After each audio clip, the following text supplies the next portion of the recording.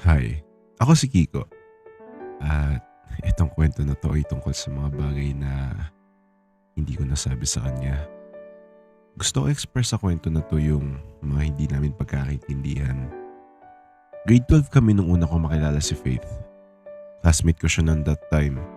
Siya yung pinakamatalinong babae sa classroom namin. Pero hindi siya yung pinaka-nagugustuhan. Ewan ko, para sa akin sobrang ganda niya, eh. Pero sa mga classmates ko, 'di daw nila type si Faith. Parang low-key lang yung beauty niya. Pero promise, para sa akin, sobrang ganda ni Faith. Handa nga akong tumalon sa bangin para ligawan siya. Anyways, since wala naman nagkakagusto sa kanya, dumamoves na ako sa kanya. Faith, Okay ko. Bakit? kilala mo ako? Alangan, 1 week na tayo magkaklase. Nakabisado mo kagad mga names namin? Oo. Parang alam ko na kagad sino magiging top 1 sa classroom ah. Baliw. Hindi naman. Hulaan ko.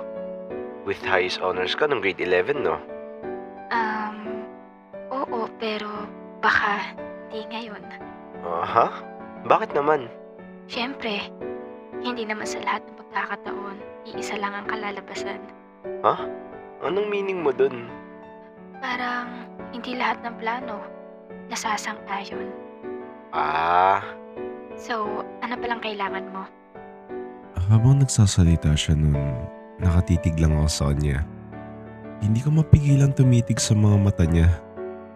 Napakaganda kasi, parang nakaka-hypnotize.